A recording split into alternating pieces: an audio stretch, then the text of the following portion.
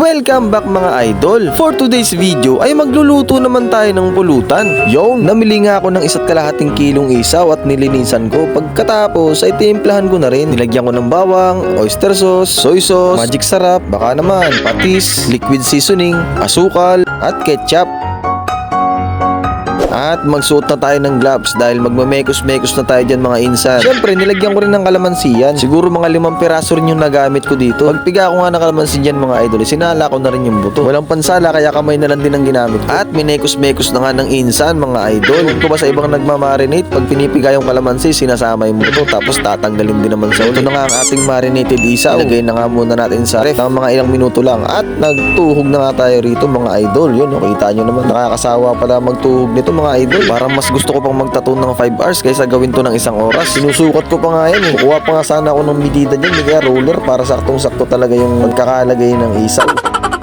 At medyo nilakihan ko na rin nga pala yung nilagay ko na isaw dyan para sulit naman yung kakain. Kasi karamihan ngayon sa mga nag-iisaw, nakikita ko palit na ng palit yung ginagawa nila sa pagtutuhog ng isaw. Hindi rin naman kasi natin masisisi kung bakit lumiliit din yung pagkakagawa ng isaw. Gawa nga ng nagmamahal nga din yung presyo ng bilihin. At eto na nga mga idol, medyo dumadami na yung nagagawa natin. Sige, tuloy lang ang inyong insan mga idol. Sige pa rin ang gawa mga insan dahil wala namang ibang gagawa kundi ako lang.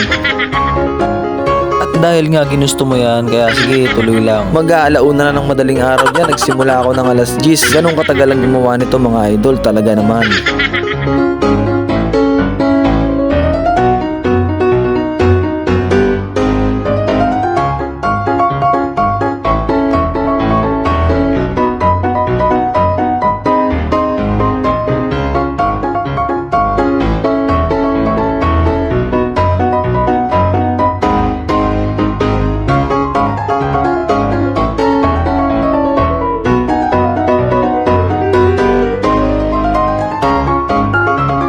At ayun, iniihaw na nga natin siya mga idol. Kitang-kita nyo naman.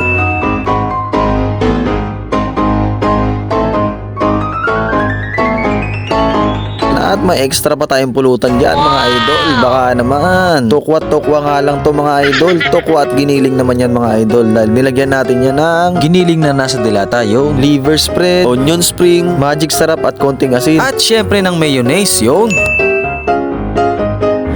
Hanggang dito na nga lang mga idol. Maraming salamat.